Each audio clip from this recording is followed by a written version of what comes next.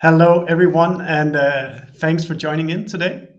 I am super excited today because today I'm joined with no other than Chris Walker, somebody that I've been following tightly through the last couple of years. If you haven't, I hope today you'll learn why Chris is so interesting to follow. As always, this is going to be a casual session where you can treat it as a conversation that you're part of. So if you comment on the chat on LinkedIn, I can pull in the questions for Chris as we go along. I've prepped 8, 9 buckets, which I'm sure Chris can go on about for an hour each, but we'll try to see where it takes us. Chris, I named this conversation "What Matters in B2B Marketing in 24." And you've been right in 23 and 22 and 21. So I'm really excited to hear what comes out of today's conversation. If there's a few people who've never heard about you before, what is the Chris Walker presentation nowadays? Yeah, we'll keep it light. Stefan, great to be here. As a side note, I'm going to need, because I'm coming to Europe for a couple of weeks, maybe a month, because it gets so hot in Austin. So I'm going to need some tips from you on where to go, Italy, France, other places like that, but we'll handle that another time. Hey, everyone, great to be here. For those of you that don't know me, my name's Chris Walker. I've been a B2B marketer since 2012. I perceive myself more so a business professional at this point. I started my first company, Refine Labs, in 2019. I'm now an investor and an entrepreneur, and I started a new company called Paceto, which is a go-to-market optimization and analytics company. So maybe we'll get into some details around that as well. I've seen over the past 12 years in my career this transition of what's happening between how B2B buyers are buying and how B2B companies are so slow and oblivious in some ways, oblivious to how buyers have been changing. That was fine up until 2022 when the economy was really good. Economy slows down 2022, 2023. And now B2B companies need to, especially tech and SaaS company, other companies outside of that, med tech, manufacturing, financial services, have a lot more discipline in their financial structure. But in terms of tech SaaS, a lot of companies need to rebuild how they think about go-to-market. And so looking forward to talking more about that with you today. Fantastic, Chris. And I didn't get to tell you, but I'm training to a marathon right now. So this Sunday I was listening to you for 2 hours straight. And I really listened to some of the last episodes you put out. I would say to the people who have not listened to the latest ones, there's one that is called Must Listen, where you, Chris, go through kind of that crazy last 5 years you've had. And I think for anybody who've been following you, they should really actually take a listen on that to understand the behind the scenes because it sounds really it's been extraordinarily hard. But my first question would actually be, you got into it a little bit, but what is the kind of, how have you seen this whole B2B marketing world go through like a change the last 5 years since you founded Refine Labs? Yeah, so I think there's a couple of core changes that have happened over the past 5 years. One, COVID induced adjustments to how B2B professionals research, discover, and purchase products. So pre-COVID, a lot of executives, especially ones that are sort of older or later in their career, didn't use LinkedIn every day, weren't part of a Slack community, didn't come to a live event like this one. And then through the period of COVID and the work from home and those types of things, all those people started to be trained about how to go and find their peers online, how to engage with a community, how to get information that way. And what they found is that they trust that information and they get a lot better information that way than the sources they used to trust, like Google or an analyst firm or other places like that. So that's one big shift of how B2B executives get information and make purchasing decisions. There's been an economic slowdown from 2022 forward, where before B2B companies might get a 20 to 100x revenue valuation, especially tech and SaaS companies, which have now normalized to 4 to 6x where they belong, which puts tons of pressure on the sales and marketing expenditures that B2B companies have, and the allowable CAC payback periods that they're able to have, which puts a lot of pressure on, how effective is our marketing? What's the actual ROI of our SDR team? How many operations people do we actually need? Do we need those 7 tech tools, or should we consolidate it into one tool that's way cheaper? All those questions are starting to be asked. I think those are 2 of the big trends that I've seen. and looking forward to getting more detail. I think the one about just the scrutiny around go-to-market investments is probably the number one thing that people need to be, that companies have to make adjustments for in 2024 and forward. So we can get deeper into that. Yeah, I think that was also one of the observations I did as you were talking to my ear while I was running in this weekend. The CAC payback period. If we are to get a little bit specific, maybe you can just explain for those who don't know what it is, where it were and where it probably is today. Yeah, so customer acquisition cost payback period, the simple math is how much net new ARR do you acquire in a period of time divided by how much you spend in order to acquire that on sales and marketing and operations and technology and all those different things. In a public SaaS company right now, the median is around 40 months somewhere. There's benchmarks around there in 40 months. In private companies, I see it pushing closer to 60, which means that it takes you 5 years to pay back the cost of just getting the customer, so that your business doesn't actually profit off of that customer for that period of time, which, 3.5 to 5 years is a long time that you have to retain that customer, and then you actually become profitable. And when your business gets valued at, if you're a 5 million ARR business and you get valued at 100 million, 20x revenue, you can make that math work until you raise the next round. But when there's pressure on valuations, and now your 5 million ARR SaaS company that isn't growing very fast is now worth $12 million instead of $100 million, it puts a lot of pressure on the capital expenditures that you can use to acquire customers and grow. And so in short, that's sort of what's going on. I've analyzed personally Salesforce data straight from the CFO, put those two things together, look at what's happening at private SaaS companies, and the average we see today is somewhere between 48 and 60 months through 2023, partially because companies spend too much on sales and marketing and don't have enough pressure on the efficiency. But then also the amount of customers that companies have acquired, the amount of money that other companies are spending to buy their technology has gone down. So you see this happening in two ways. Companies spend too much money on sales and marketing, and they're getting way less customers now than they did 2 or 3 years ago. Those two things compound, it gets really ugly. I'm really honestly surprised to hear that you see that high acceptable payback periods, because that means you can invest a lot of money, and if you're just able to make some math work in a 4 or 5 year perspective, the companies would actually accept this kind of, every time they spend $1, it's going to take them 5 years to get that dollar back.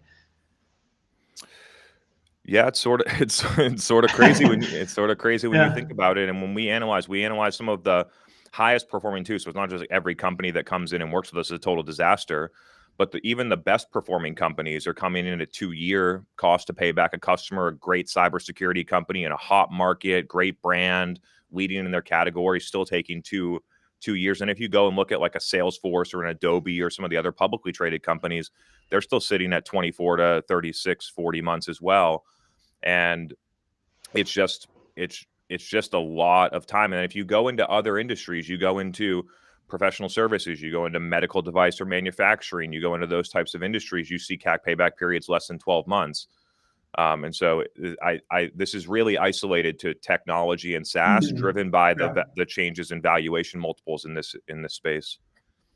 And then kind of, let's say the CFO walks in the door now and say the 48, 60 months, that's over. You need to get down to the 24 months or even less than that. What is the good way and what is the bad way of trying to lower this CAC then? Yeah. So to be clear, CFOs have been saying this since the middle of 2022 or late 2022 at the absolute latest. And the issue is that you don't just, it takes a long time to unwind. It takes a really long time to try and figure out how do we get the same amount of revenue at half the cost.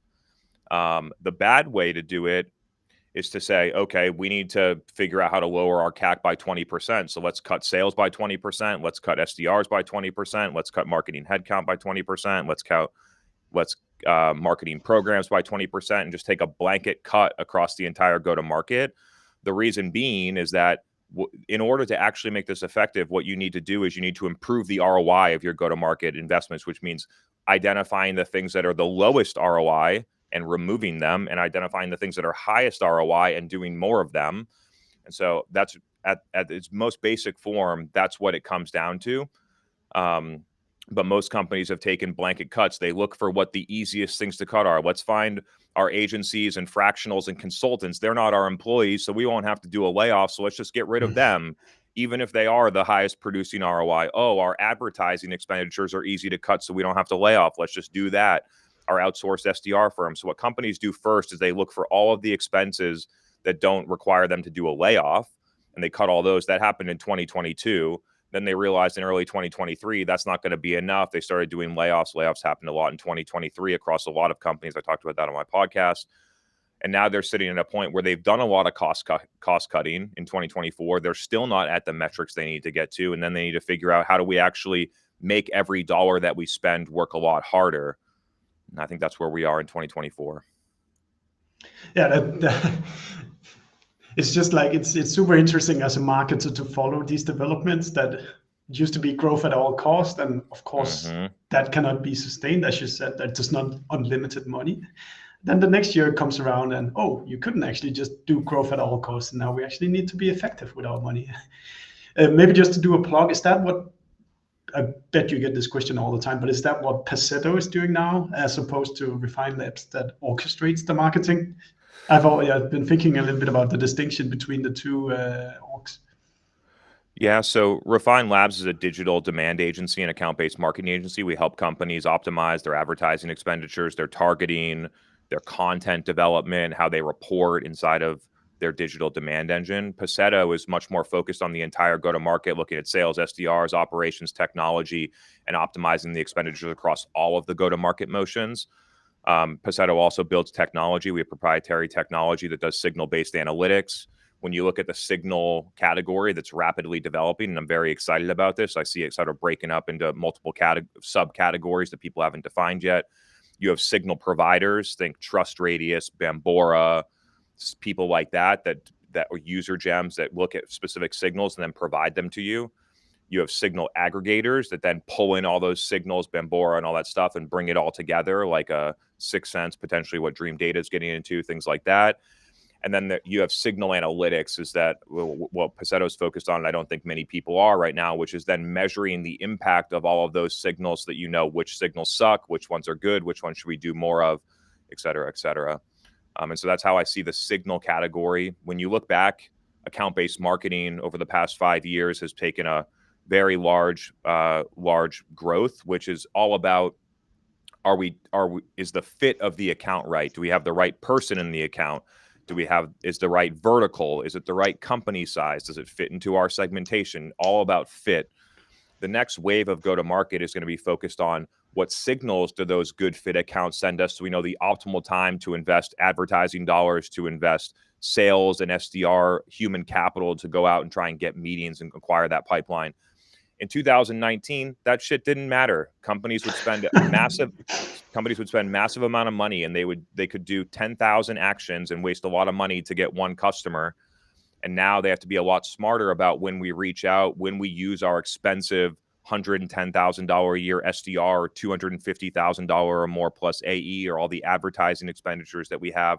We have to be a lot smarter about when we deploy those investments and who we deploy them against.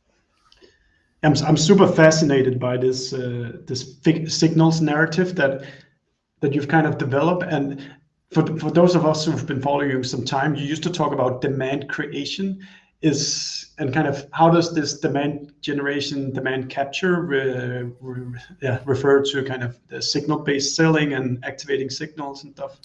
Yeah, and so when most companies run their pipeline analytics, the pipeline analytics start when the opportunity gets created.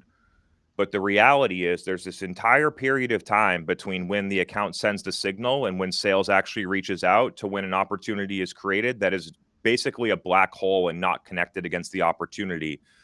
And when you look at the data, what you find is that the things that happen before the opportunity is created create massive predictors in sales velocity, win rates, sales productivity, quota attainment, marketing ROI, all of these different details that companies don't see right now. And so the idea of a signal is to extend what pipeline means from the time that sales reaches out to the time account sends us a signal and sales reaches out, all the way to closed won and looking at that as a discrete process. So when you separate this, this is really from intent capture to closed won, separate from demand creation. And the reality is that B2B companies, when they look at their go-to-market investments, spend 85, 90% of the total go-to-market investment on this part of the process. And so while I love podcasts, I love brand, I love posting content organically on LinkedIn and things like that, the B2B companies just don't spend a lot of money there. And so the biggest opportunity to optimize your go-to-market is to look at where is most of the money spent and then optimize that process, which is where we're initially focused on at Paceto. And this is it's really fascinating. It really connects a lot of stuff for me because we've always been doing marketing, but why is it that we want to do marketing? Well, then we start saying, okay, we do marketing to produce revenue. But what is it that leads to revenue from all the marketing you do? That is the signals that we know that are kind of predictably turning into revenue. So I really like that one. Yeah, the simplest example for people listening that aren't that familiar with signals is that when most B2B companies like target and do sales outreach, it's all about the fit, right? So let's find our tier 1 account and let's find the, CIO at that account if that's our persona, and then let's just do a bunch of outreach and let's run advertising to those people. But when you actually look at the data, the signal really matters. If you take a cold lead out of ZoomInfo, which is a signal, cold lead, or you take the same CIO that submitted a pricing request on your website or attended your webinar or came to this event, that the ability for your sales team to create pipeline and close them will be dramatically different between those two things. Different signal, same account and same person. And so what we need in the future is to basically map a quadrant between signals and fit, and then identify these are the signals that matter for this segment. These are the signals that matter for this vertical. What B2B companies don't see is all the times that they lose. And so B2B data has a major survivorship bias. They only look at the times that they win. And when we're thinking about how do we optimize our go-to-market, the biggest thing to do is look at all the times that you lose and stop doing those things. But B2B data, the way that it's set up is that basically every time a buyer sends a signal, they send a signal and then your sales team reaches out and then you lose, and the buyer sends another signal and then it overwrites that data and then it goes and then you lose, and you could lose 99 times, but you only see the one time that you win the 100th time. And so we requiring a new data structure to track signals as an independent new dimension of your data alongside contacts and accounts and opportunities and campaign members, and that type of detail is really what we need in order to see these insights. I think it makes so much sense in terms of aligning the go-to-market org, because a signal is not you have to wait 12 months until the contract is signed. You can do your activity and then instantly or within weeks, you'll know whether that signal triggered after you did your marketing activity. And vice versa on the sales team, you get the sales team to focus on the signals because you have data that proves that when those signals are present, the velocity goes up, they convert faster. And my favorite part about signals, to be direct, is that it gets rid of the inbound, outbound marketing sales conversation. We're a go-to-market team. Here are all the signals that are available. Let's forget whether marketing or sales did it, and let's focus as a chief revenue officer and a CMO and a head of RevOps on what are the signals that matter, not putting these binary distinctions of, oh, marketing did that and sales did that. I think we desperately need that in go-to-market. And I watch a lot of companies use siloed department level analytics where the SDR team has their data over here, the marketing team has their data over here, the sales team has their data over here. They then roll it up into the QBR report. None of the data matches up. So B2B executives don't have the right data to make decisions. They don't have confidence in it. So what do? Take a blanket cut across the go-to-market or make no decision and take inaction, which is what a lot of the companies that we analyze have done over the past year. Oh, we didn't. We thought that was happening, but we weren't able to look at the data that way. So we've just sat on that decision for the past 12 months. We kept spending $1 million a month on Google Ads. We didn't scale our webinars, but we thought that they were working, or X, Y, and Z. Yeah, this is super brilliant, Chris. To change gear a little bit, there's a question that most of our customers come with, and that is kind of related to how is it that we elevate marketing to have that kind of seat at the revenue table, so we're not kind of the underdogs to sales anymore? How can we change this narrative in our org? And probably you're one of the people in the world that have some of the best answers to this question. So as a marketer in a B2B company, how do you take that step from being kind of the supplier of leads to being regarded as somebody who's producing revenue for your company? For marketers to start thinking like a C-suite executive instead of a department level leader in marketing, to have a perspective on the finance and the CAC payback and how the ROI is calculated, to have a perspective on how the sales process works and how we can be more efficient and things like that. Maybe as a marketer, you should start calling the leads just like your SDRs do so that you get to experience that. Maybe as a marketer, you should find some people and pitch them just like your sales team does so you understand what that's like. I think that there's often, not always, often marketers sit in a little silo, get sometimes looked at as the pretty picture department. And the way that you break out of that is that you start looking at it as a business professional, not just as a marketer.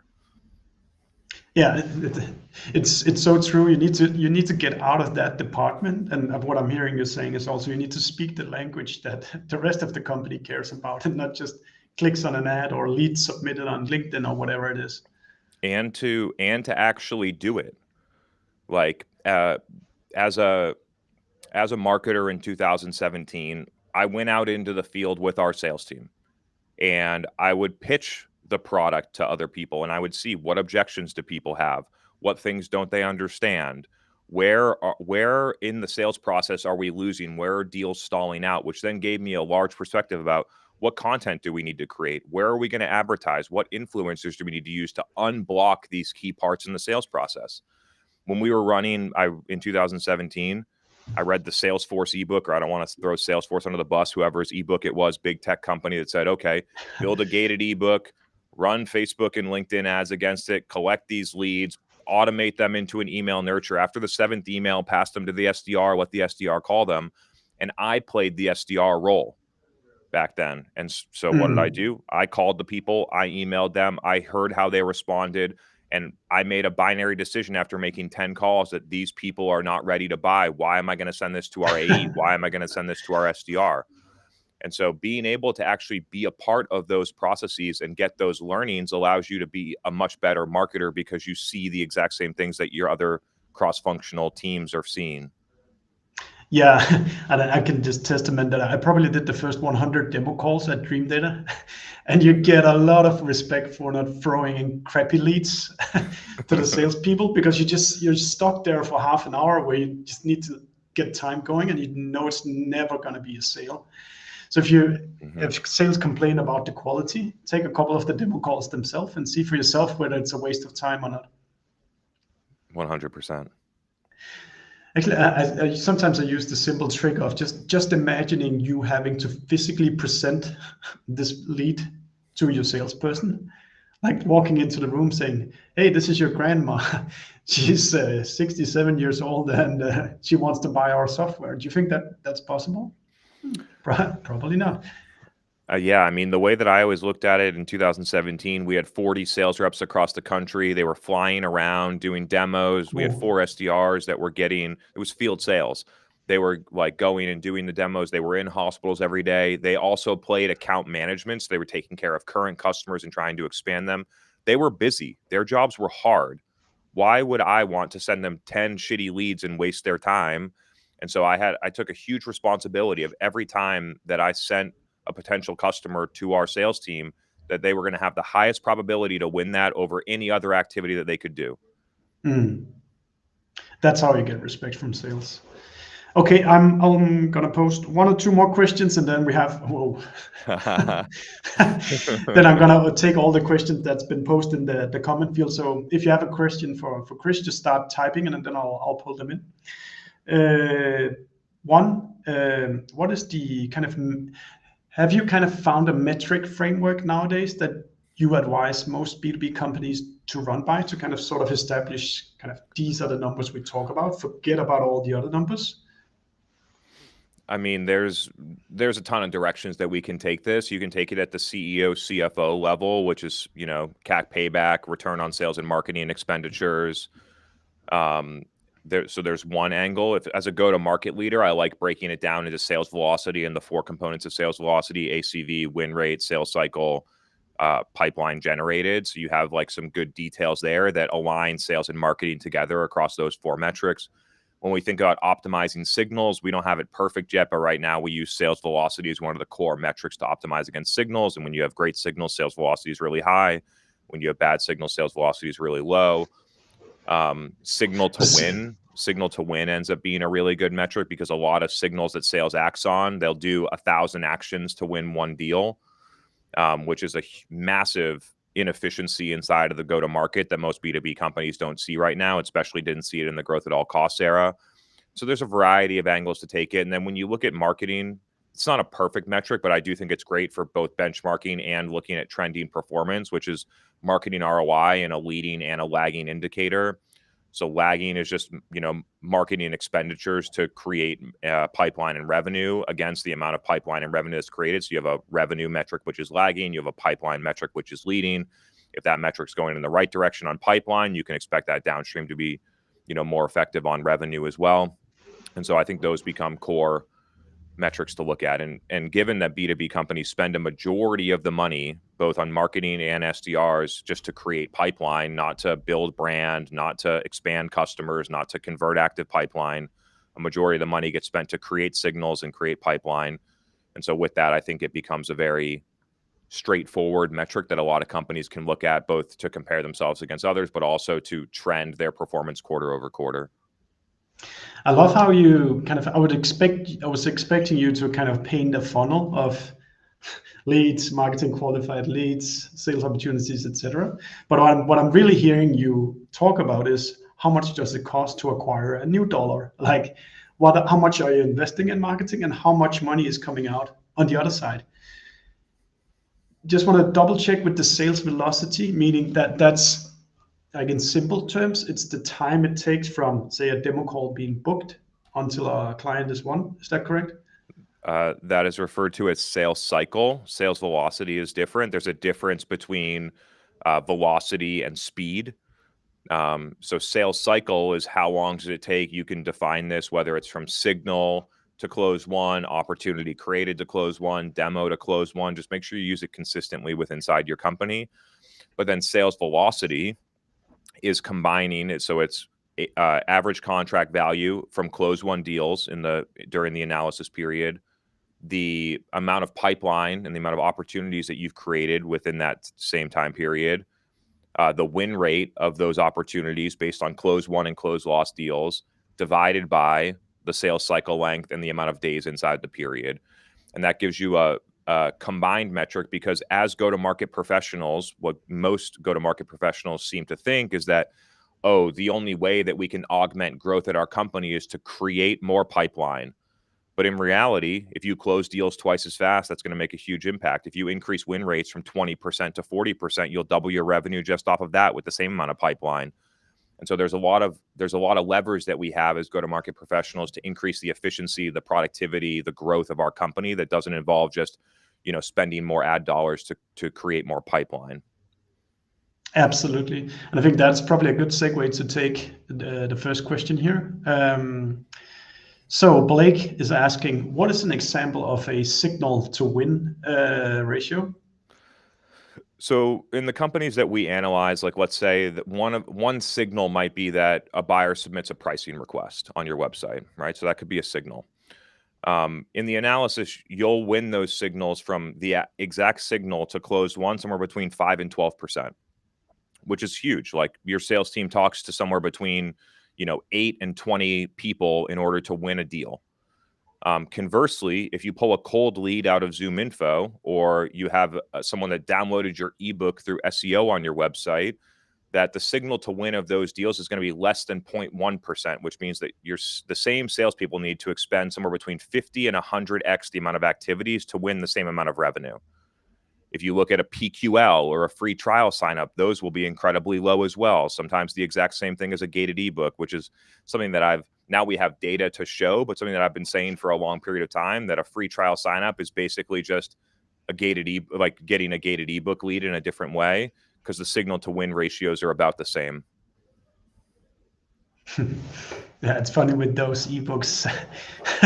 When you first start studying the conversion rate, if you do like a super broad ebook to pipeline, you're gonna need thousands of conversions.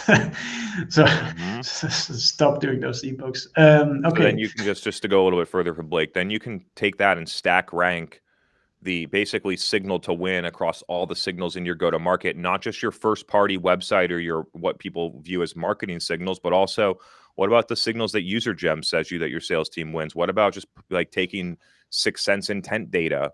What about all the other things like your partners having you connected with some partner software and you have second-party data? We need to be able to look at all of those things together, look at the cost of the signal and the signal to wins to be able to really understand the efficiency. Yeah. I think the point is there's an infinite amounts of accounts out there, but you need to be spending the time on the accounts that are showing the signals that looks like somebody who's in market to buy at the moment.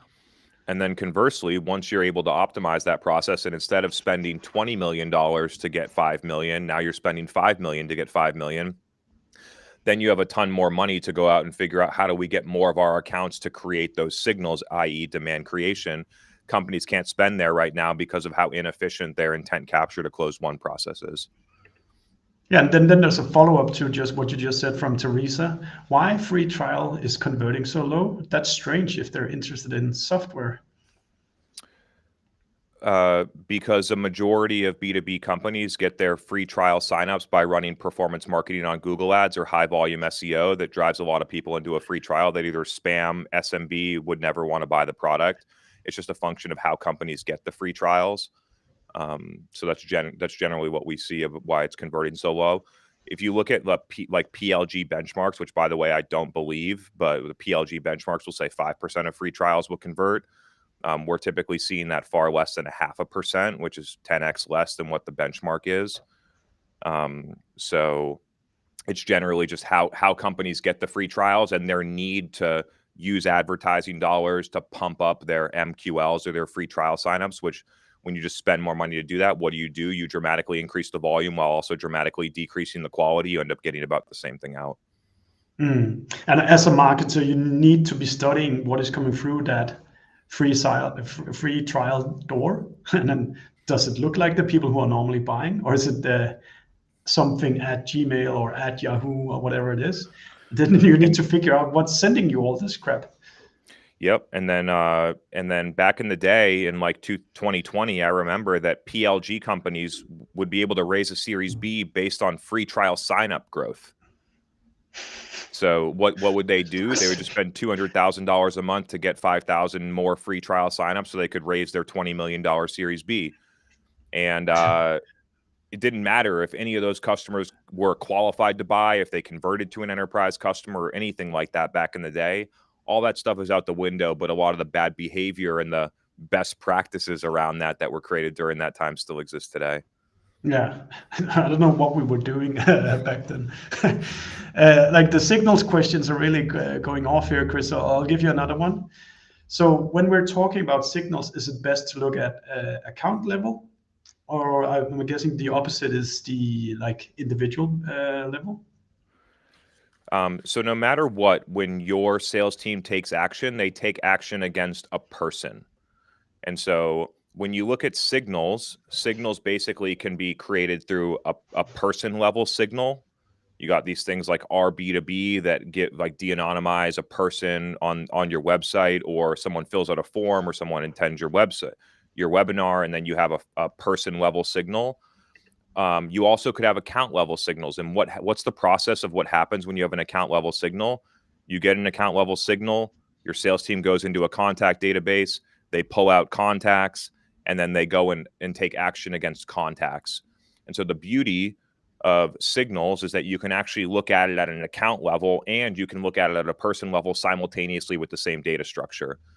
And so we need to have, person to account matching, which most companies have at this point. HubSpot does it natively, many others, there's tools to do it. But when you think about actually taking action, like our sales team is not just reaching out and sending it to, Adobe at adobe.com. There's a person that they're actually engaging with. So when you think about signals, you might get an account level signal, which then drives you to reach out to 5 different people. And those are sort of the way to look at it. But the beauty of it is that we can look at it in both dimensions, account level, and we could create an account level structure of what are the signals that these accounts are sending us and the people inside of those accounts, and look at that across the whole spectrum, which signals got us into pipeline, which got us into meetings. And you can look at it at a person level and then bubble it up to the account level. Brilliant. Okay, let's change lanes a little bit. So here's a question I know you have a great answer to, or at least you did, because you built 2 successful agencies. What is the best B2B marketing tip for a startup that doesn't have so much resources? What the business model? Oh, yeah. Forget about the business model. The business model doesn't matter. Yeah. If you don't have any resources, what do you do to actually build a company? When you don't have money, you have time and expertise and speed and being smarter than the people. A lot of people think about not having money as a disadvantage. I consistently look at it as an advantage, because when you don't, look at all what the big companies do. They waste millions of dollars on a bunch of dumb shit. They have tons of politics and overhead and meetings about stuff that doesn't matter. In my 3-person company, we can make decisions fast. We can do things that actually work. If things don't work fast, we can iterate and change really quickly. You just innovate a lot faster when resources are limited. Where does that lead you? It leads you to producing expert level content, distributing that organically, building a community or building some type of movement against signals or whatever you're trying to tell, hosting live events, which are basically free outside of the $40 a month package to actually produce them. And where you win there is customer expertise, having a great strategy, knowing how to create and distribute content effectively, which carries through for your entire professional lifetime and the lifetime of the business. And so it leads you into those places that actually create scale and ROI. Super nice. So now there's a question about, let's talk probably broadly about how you think AI is impacting go-to-market. But I'll just read out the question that Yusuf have written for us. How do you see Gen AI is affecting the decision-making on selling? I'm curious to hear how you see the whole AI pushing into to go-to-market, and what does that mean for what's coming up next? So the first thing that AI is going to do, and it's already happening, is just replace the actions that happen with expensive human capital that are inefficient. So the first thing to go is going to be SDRs, not all of them, but many of them, especially SDRs that target SMB and mid-market deals where the cost structure just doesn't make sense, that those things will then get triggered off of AI sending an email, AI doing a voicemail drop, AI sending a LinkedIn message instead of having a human do it, which is going to be more consistent, faster, better data, things like that. So that's the first thing that I see, because when you think about like SDRs going outbound and you look at the data, when they do personalized outreach, those types of things actually drive revenue for most B2B companies, especially mature companies. The problem is it's just far too expensive and super inefficient. And so what is the solution to that? Instead of having 10, 100K, 100K salary SDRs doing it, what if we have 200K salary SDRs do it, augmented the other 8 people by AI instead of that $800,000 a year? Like that's going to be the first thing that happens with Gen AI, and it's already happening. B2B companies are running experiments with this. They get better results on their personalized outreach with AI than they do with a human. That's happening. When we think about the full stack of AI, the way I look at it is that B2B companies are not, they're good to lower costs and automate things right now. Like that's something that can happen right now, but their core data structure does not allow for this to fully happen right now. What you need, we have like account fit. Most companies have all of their good fit accounts inside of the CRM. You can automatically get the job titles and the people. So like the fit around that is set up for success. Companies do not track signals at all right now. Most, like somewhere between 20 and 30% of signals are tracked. 70% is a total black hole for B2B companies. And so they do not have the right data to know what is the right time to reach out and why are we reaching out and what is the outcome of that. So that's going to be the next wave. And then lastly, the final wave will be what is the right message? What is the right channel? When should we send it? What should the cadence be? What should it be AI? When should we use a human for that? Should we use LinkedIn or should we use email? What should the subject line be? How do we optimize and iterate that? AI will be really good at that once we know what the right time is to reach out. So the sequence, right fit, right time, right message, right channel. Brilliant, Chris. It's going to be interesting to see like if this access to like personalization gets democratized. Are we then as receivers of outbound stuff just going to block everything, or how do you then actually get through? Is it better personalization, or is there other plays you need to be making as well? The only thing that matters in the future is what your customers say about you and what your community and content consumers say about you to your target market. The only thing that Boom. matters. Yeah. Because all of the other sources, including Google, what's going to happen with AI, review sites that are getting gamed left and right, analyst firms that get paid to give bad advice, all of the other sources of information are becoming gamed and biased and not trustworthy. And so where is it going to be? It's going to be B2B buyers trust their peers more than anybody else. I've been saying that since 2020, and that will continue to grow in importance over time.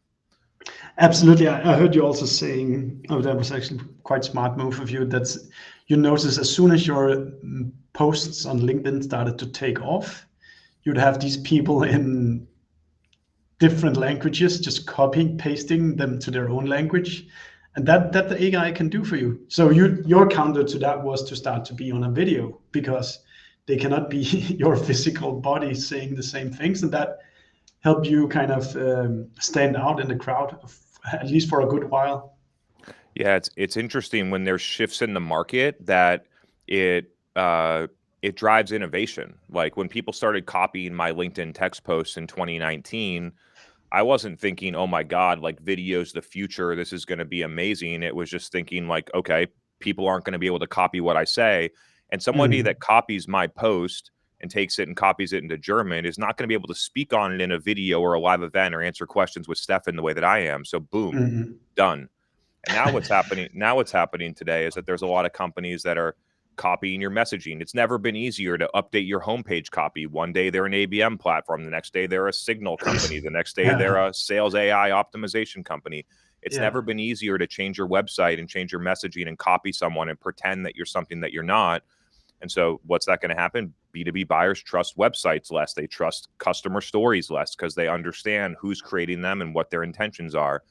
And so I don't know how exactly I'm going to react to this one, but there's a new thing happening where basically everyone's copying, and it's going to drive more innovation for us. It's sort of too bad, because where I'm leaning in this is that before it's been pretty much all open content, right? Like I've given away all my best stuff for free for the past 6 years. It's helped a ton of people. And what's happening now with AI is that basically anyone can create open content. And as a consumer of information, the only thing that matters for you is what are the right sources of information, because information is commoditized. It's not only about what information do I get, it's about, is this the right information for me? And so I expect that in the future, there's going to be a lot more closed systems where the information is closed off and not public and things like that. And people will then have to decide, am I going to trust what Chris Walker says or what Gartner says or what this person says? Or am I going to trust what I get on LinkedIn that I see from some random person that might be AI generated? It's really up to you as a consumer now to make the decision about what content should I trust. It's a lot different than it was 5 or 10 years ago. That's super nice. And I know you also do is it a weekly session you do where people can join you live and have that one-to-one kind of conversation with you? Yeah, the weekly session happens at 12 Central Time. It'll happen today on Tuesday, so that'll be coming up in about an hour. If people want to sign up to that and be part of it, Chris, what do they do? I think there's a link. If you go to Paceto.com, there's now a link to sign up in the the main nav. Yeah. Nice. Okay. A couple of questions left, and then I'll let you get on with it. So if we talk about, I love hearing about a tactic that works right now. So, and you must see so many different things out there. What is the kind of highest ROI examples that you're seeing at the moment? This is Mohammed asking this as well, but I love a tactic that I can steal from you and go implement myself. Yeah, I'll talk about some of the highest ROI, but just so people have some clarity on the process, especially with a mature and developed company, step one in the process is to eliminate all the low ROI things. It's much easier to find low ROI things than to clearly identify the high, and isolate the high ROI things. And so what are the lowest ROI things? Google ad spend, number one. Terrible ROI, terrible CAC payback. When you put in sales and SDR and all the other costs, it literally makes no fucking sense. And I can't believe companies continue to do it when the data is sitting right in front of them about how bad it is. LinkedIn ads are often very poor, especially when used as a lead gen mechanism. And so using a LinkedIn lead gen form is a signal on its own. And B2B companies will spend, $150, $300, up to $1,000 for a lead gen form of a C-level executive, and then get those people into customers at 0.1%. Metadata produced a aggregated data study with hundreds of companies and hundreds of thousands of leads that came from those things. CAC paybacks are untenable. Lead to win rates are terrible. Just performance marketing advertising generally tends to be a very poor ROI, because companies don't measure it against CAC. They measure it against cost per lead. So the metrics can look good up front and they don't actually materialize. And so the way that companies measure them create the illusion that things are working fine when they're really not.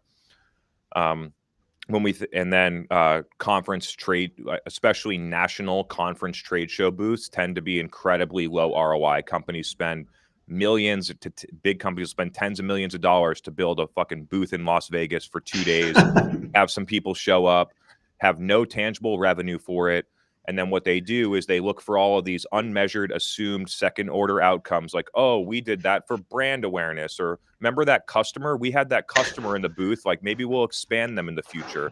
And they look for all these different excuses to justify why, when they can't actually look at a direct ROI. And then they look at every other investment they have on a direct ROI, but the things that they think they should do, they apply all these second order outcomes to justify things that aren't working. When you think about the highest, ouch. When you think about the highest order ROI activities, really most of it comes down to the cost structure. So part of it is effectiveness, but a lot of it is that you just don't spend as much on it. Therefore, you get a much better ROI. So in the events category, webinars in almost every company that we analyze, webinars are the highest performing signal. While national trade show booths are the lowest performing. Why? Because webinars are less expensive and a lot more scalable, and trade show booths are very expensive and not scalable and things like that. Organic content, specifically content for social, tends to be really strong, especially when measured against self-reported attribution and a variety of mechanisms, not just UTMs or things like that.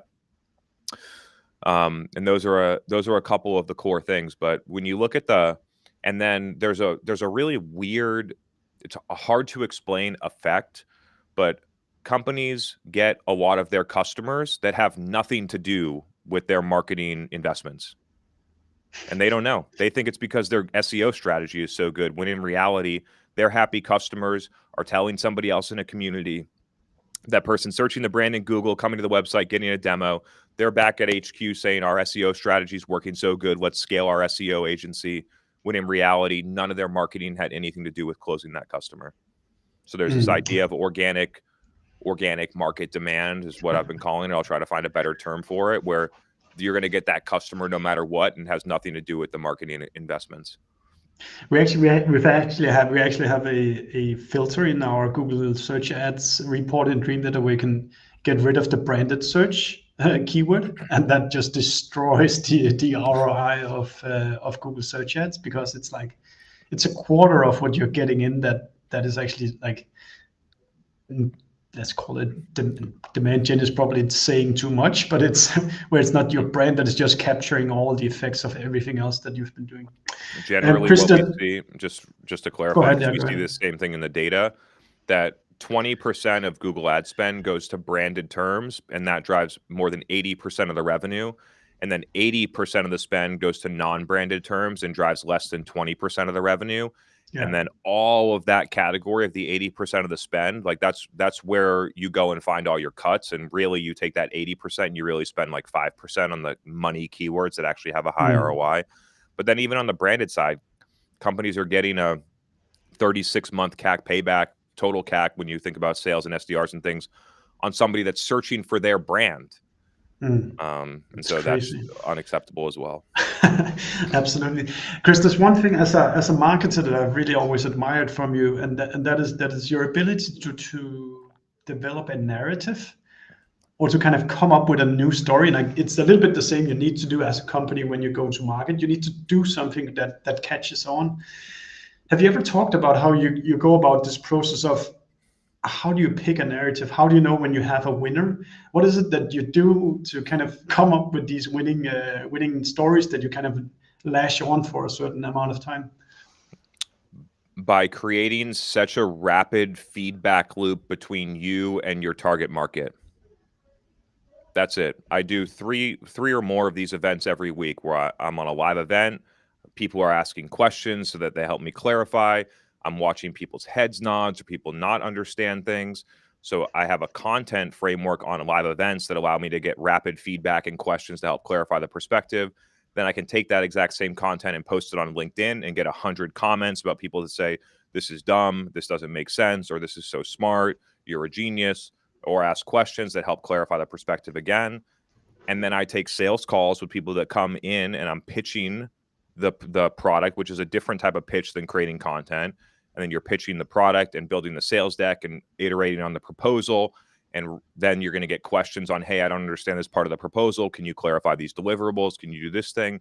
And the only thing is just shortening the time window between when you say something and when you get feedback from your target customer and making that happen super fast. 4 months ago, people thought that Paceto was the same thing as Refine Labs. In 2 months, they're going to realize that it's a totally fucking new game. But it just takes some time to figure that stuff out and build your narrative and get responses from the market. And I think people underappreciate the process that it takes to get there.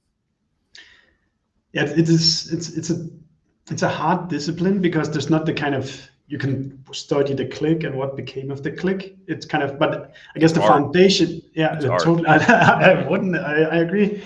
But the foundation for being able to like make it art must be this thing about being super close to the market, super close to the community or the customers, because that's what enables you to have a feedback loop at all. And I think like your podcast and your weekly lives and your community is kind of, that's your training ground for every narrative that you have. 100%. Wonderful, Chris. I want to thank you so much for taking the time to speak with us. If people want to do business with you, how do you what's the funnel nowadays? Where do you need to go?